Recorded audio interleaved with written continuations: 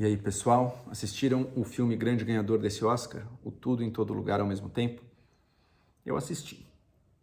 Achei que tem algumas sacadas muito inteligentes que eu vou comentar. Acho que a parte visual é muitas vezes fantástica pela quantidade de elementos díspares que eles conseguem juntar ali, que vai bem de acordo com a proposta do filme, que trata, né, digamos, dessa teoria dos multiversos, que existem muitos universos paralelos, cada um deles representando uma possibilidade de caminho das coisas. E ele consegue juntar tudo isso num grande espetáculo. Ao mesmo tempo, eu não posso dizer que eu gostei muito do filme. Eu achei que o que ele tinha de mais importante na sua mensagem, na sua resposta emocional, na sua resposta existencial, ele é superficial.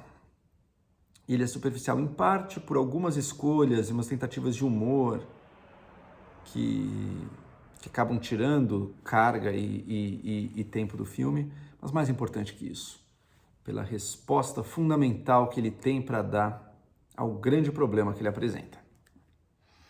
Mas isso não faz dele um filme desimportante, pelo contrário, eu acredito que ele tem um papel relativamente importante dentro da nossa cultura e do nosso momento. E eu vou comentar um pouco disso, puxando aí o que eu quero dizer com o significado do filme. Mas antes de eu começar, aproveita que você está aqui, já se inscreva no meu canal. Eu sou Joel Pinheiro, eu trago sempre discussões sobre política, sociedade, cultura, sempre buscando objetividade, profundidade e posicionamento. Vamos lá, deixa eu fazer uma breve descrição do filme, tanto para quem não assistiu, embora eu recomendo que assiste, mas também para quem assistiu, para acompanhar mais ou menos e se lembrar, né?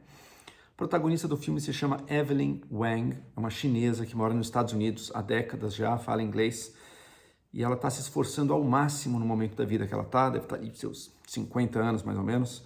Ela se esforça ao máximo para que o mundo dela não desabe, mas parece que todos os esforços dela estão sendo em vão. Ela tem uma empresa, uma lavanderia que está indo de mal a pior.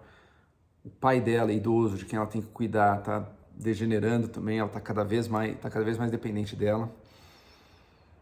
O casamento dela, ela nem sabe ainda direito, mas ele está possivelmente próximo do divórcio. Ela é casada com um homem chamado Waymond, chinês também.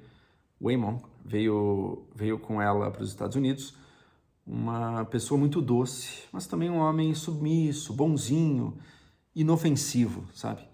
Ele é alguém que, enquanto ela está um pouco amarga com a vida e buscando soluções, ele, nos pacotes da lavanderia que eles entregam para os clientes, com a roupa lavada, ele coloca googly eyes, um olhinho fofinho no pacote, só para fazer uma bondade, assim, né? Gosta de assar biscoitos para as pessoas, mesmo pessoas hostis a eles.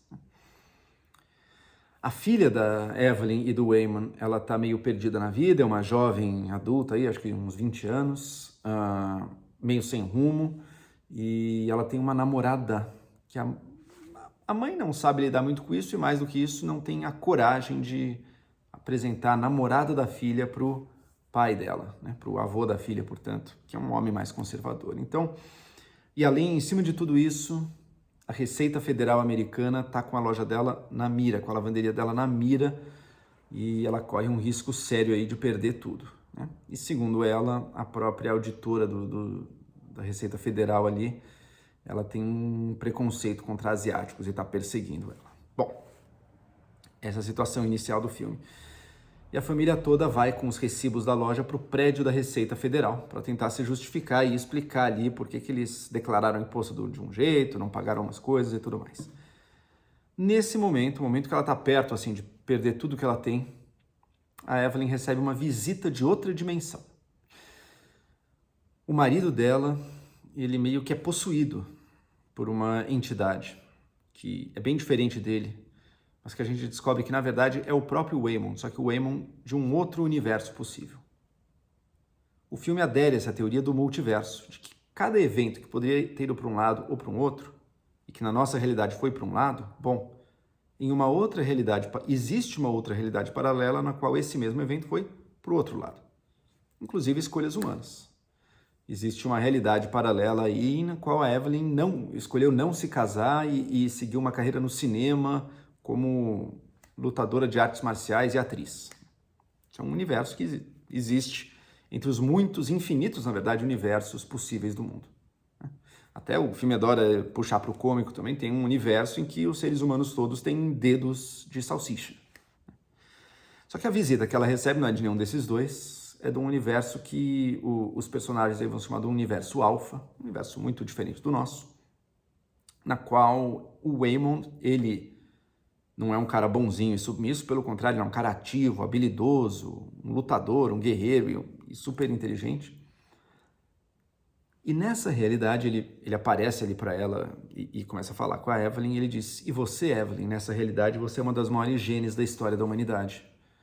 Você descobriu uma tecnologia para acessar os diferentes universos. E é por isso que eu estou aqui. Porque o uso dessa tecnologia que você descobriu, você consegue viajar e aprender coisas com as infinitas realidades paralelas, as infinitas dimensões. Só que, nesse mesmo universo, nesse mesmo alfaverso, universo alfa, surgiu ali uma entidade maligna. E essa entidade maligna, ela está querendo destruir todos os universos. E tanto eu, Waymond, seu marido, você morreu naquela realidade, inclusive, mas eu, seu marido, e outros guerreiros aqui, lutamos contra essa entidade, os capangas dela, que são forças de destruição, forças que puxam para o nada, forças que querem aniquilar todos os universos. E estão se alastrando por eles de maneira muito rápida. Tá? Bom, e a revelação que vem logo depois, essa entidade maligna, no fundo, é a filha da Evelyn, no universo Alpha. A Joy. Joy é o nome da filha dela. A Joy Alpha, ela foi criada por essa mãe super inteligente, super perfeita, só que criada com pressão máxima. A mãe queria que a filha fosse perfeita também. Introduziu a filha nessa tecnologia de viajar por diversas dimensões, para que ela aprendesse tudo quanto fosse possível e fosse além do que qualquer outro ser humano. Só que ao fazer isso, a filha transcendeu. Ela passou a habitar nos infinitos universos, a consciência dela, desse universo alfa, passou a habitar em todos os universos simultaneamente. Ela vivencia todas as possibilidades o tempo inteiro. E ao acontecer isso com ela, tudo perdeu sentido. Ela não vê mais significado, não vê mais sentido, motivação em nada. Porque tudo é apenas uma possibilidade com infinitas alternativas que ela também experimenta. Ela consegue controlar e manipular facilmente todos os universos, pulando de um para o outro. Só que o grande objetivo dela é a destruição final. Se tudo está presente para ela, assim, nada tem valor algum. Ela criou um símbolo, que também funciona como um buraco negro que atrai toda a matéria e toda a realidade, um bagel. Bagel é aquela rosquinha, que é um pão, né, em formato de rosca americana, um bagel negro que concentra tudo. E esse símbolo, a massa em forma de rosca, chupando todas as diferentes realidades e aniquilando elas, e no centro, o vazio, o branco, o nada. Bom, essa entidade maligna e os capangas dela, que ela consegue manipular para lutarem a favor dela, estão em guerra contra os defensores da existência e da ordem, que é o Waymond, do universo Alpha, a mulher dele que morreu, e outras, o avô também, que faz parte do time, e outras pessoas. Tá? E eles vão pulando de universo em universo, lutando, porque a Joy vai dominando mais realidades, eles vão pulando, tentando lutar contra ela. E ele chegou nesse universo que ele diz: você, Evelyn, dessa realidade primária aqui do filme, você talvez seja a pessoa que pode vencer a sua filha da outra dimensão. Por quê? Porque aqui nessa realidade é a sua realidade mais fracassada de todas. O que já é duvidoso, né? Porque não tem nenhuma realidade em que ela consumiu drogas até morrer, sei lá. Mas enfim, essa aqui, você que está totalmente frustrada na vida, tudo dando errado, você é a mais fracassada de todas. Então talvez você carregue também a maior potencialidade, possa aprender o bastante para enfrentar a sua filha todo-poderosa e vencê-la, né? E salvar, portanto, a existência do multiverso. Tá bem maluco, né, gente? Quem assistiu o filme entendeu, espero que quem não assistiu também minimamente entenda. Tá? E a Evelyn vê isso e se prepara para entrar na luta, portanto, e aparecem os capangas ali do outro. Ela não sabe lutar, não sabe nada, mas daí ela aprende os truques da viagem entre as dimensões para ela poder aprender habilidades. E a primeira coisa que ela faz, ela viaja com a mente dela para essa realidade paralela em que ela é uma atriz de cinema de sucesso e que luta Kung Fu. Então ela volta para a sua realidade primária, essa do filme, e agora, depois de um leve clique, ela aprendeu a lutar Kung Fu e parte para a guerra. Onde a gente já viu isso antes? Onde a gente já viu esse aprendizado automático, especificamente de Kung Fu, inclusive, para possibilitar que o protagonista lute? Quem talvez tenha a minha idade ou goste de cinema sabe muito bem o que eu estou falando. Matrix. No fundo, o tudo em todo lugar ao mesmo tempo é uma versão atual, com algumas diferenças importantes, né? Mas do Matrix. A realidade tal como a gente vive é um protagonista meio oprimido pela realidade, né? Nesse caso aqui, essa realidade que retrata uma realidade social da época em que o filme foi feito, hein? A nossa realidade hoje em dia é esse sentimento de que está tudo desmoronando. A sociedade, a economia, a política, a civilidade entre as pessoas, os relacionamentos, tá tudo parece, estamos em crise, está tudo ruindo. Estamos à beira do colapso. É pelo menos uma sensação de viver nos dias de hoje. E do Matrix não. Do Matrix era o momento, o ápice da velha ordem que hoje em dia está colapsando. Era o momento em que só existia mais os Estados Unidos como potência no mundo, inclusive antes do 11 de setembro, foi 1999. Parecia que todo o globo estava sujeito a uma mesma lógica, a lógica do dedique-se, entre no sistema, estude, se possível faça universidade, trabalhe, consiga um bom emprego corporativo com a sua gravatinha numa grande empresa e essa é a única coisa que a vida tem para te oferecer. Todas as suas aspirações, toda a sua autenticidade é esmagada por esse mundo, por esse grande sistema que não permite nenhuma variação. Existia uma pequena brecha que dava esperança, a pequena brecha da mudança, que para jovens como eu era o caminho, né? Era onde estava a possibilidade de algo diferente, a internet. Não é à toa que o Neo no Matrix é um hacker. O hacker era uma figura meio cultuada na época ainda, isso envelheceu mal.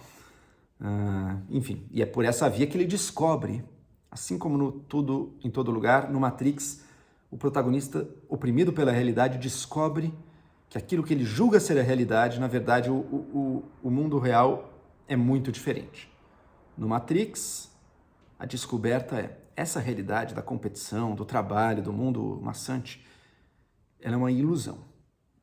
No mundo real, na realidade real, os seres humanos são todos escravizados por robôs que se alimentam de nós. E a gente vive conectados a uma grande máquina, Matrix, numa vida de ilusão.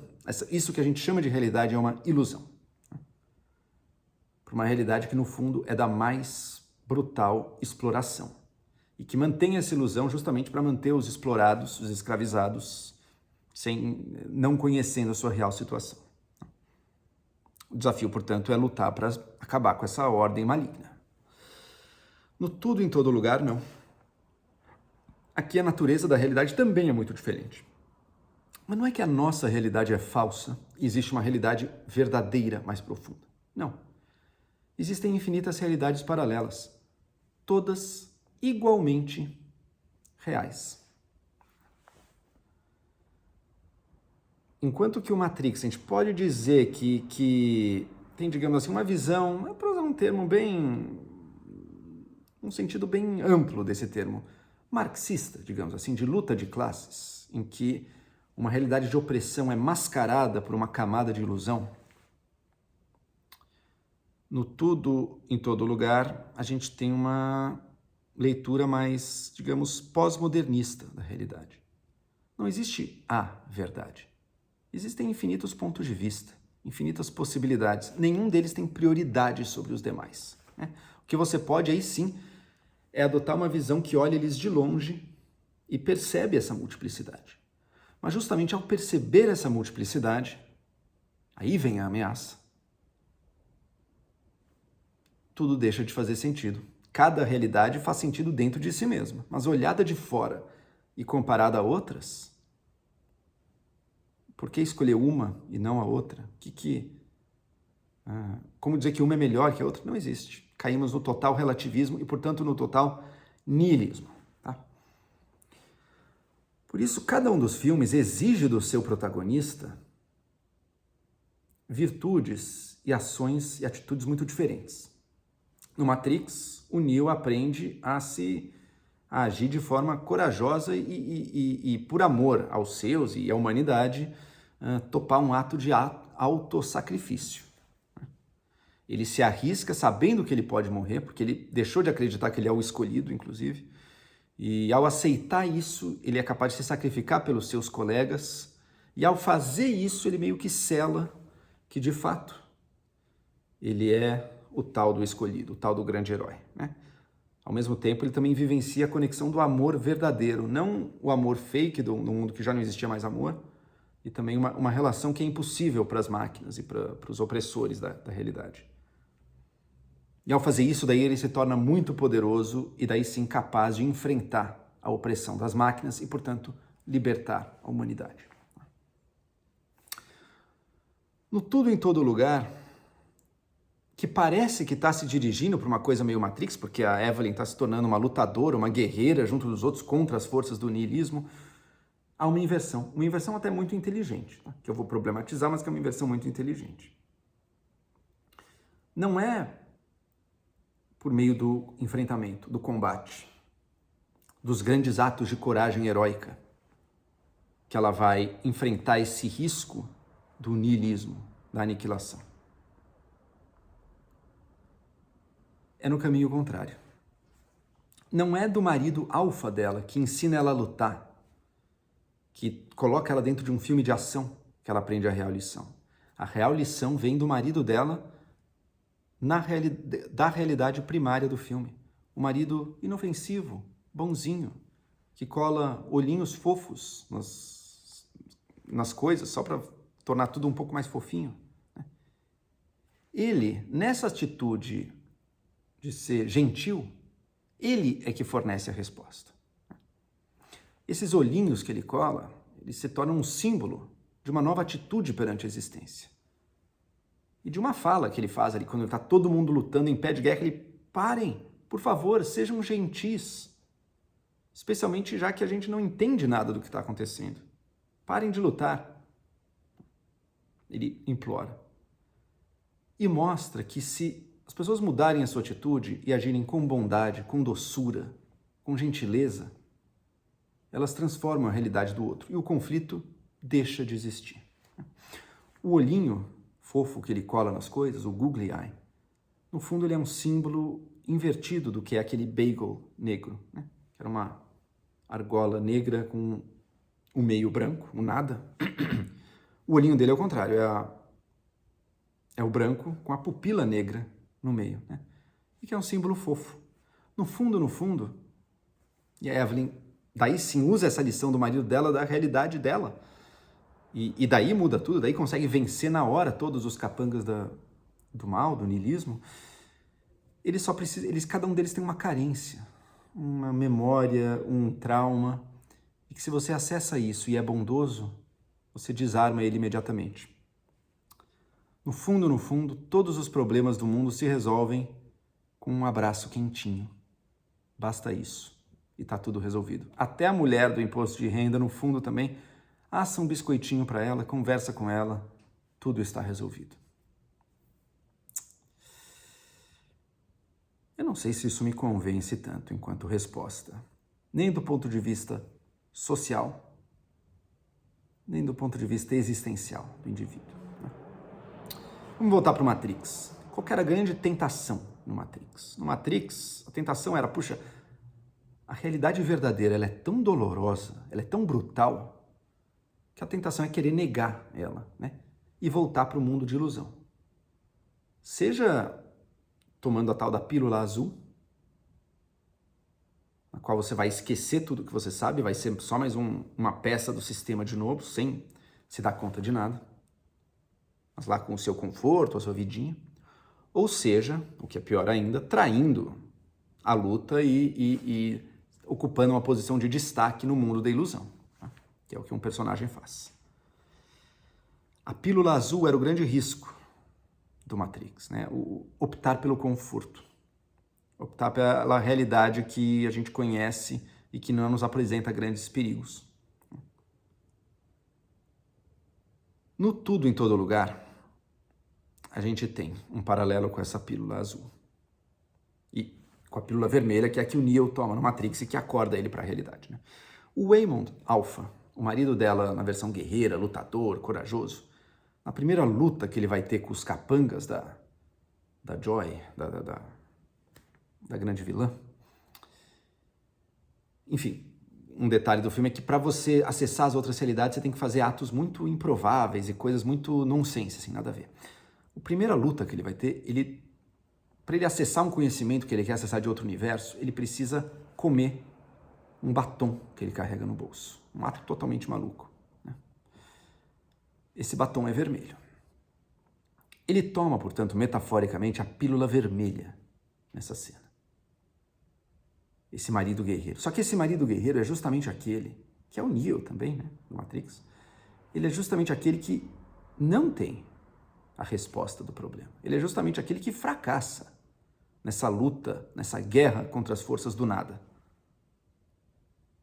Portanto, a gente conclui, no fundo, a resposta final que o Tudo em Todo Lugar tem para nos dar sobre o que a gente faz com essa realidade que nos choca, essa realidade terrível de que nada faz sentido. A gente toma a pílula azul. A gente finge que ela não existe, sendo apenas fofinhos uns com os outros, bonzinhos, gentis, e torce para que isso vá ser retribuído, né?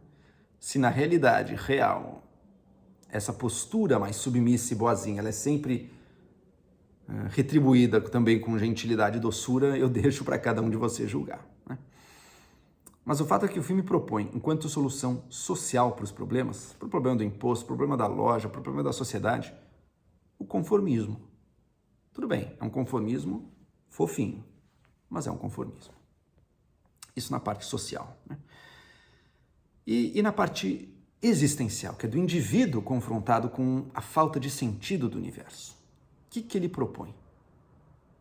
Ora, no fundo, no que se traduz essa atitude de fazer pequenos atos de bondade e doçura para os outros?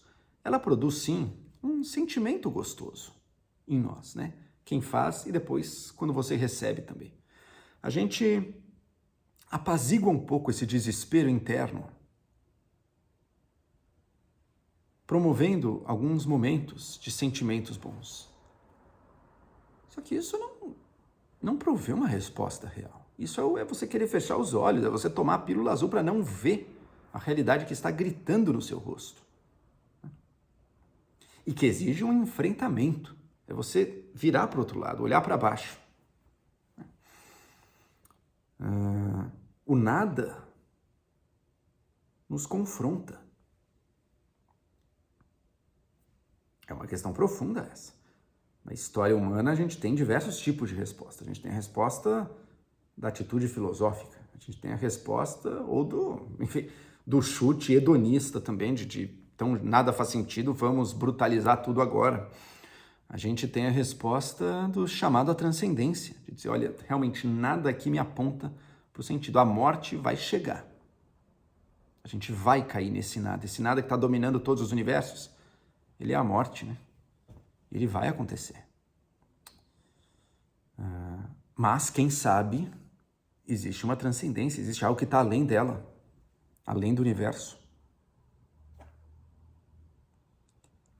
Se você para um degrau antes, se você para, não, aceite todas as regras.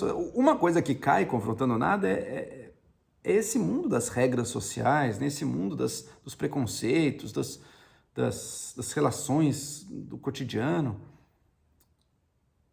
O que o filme propõe é não, esquece tudo isso.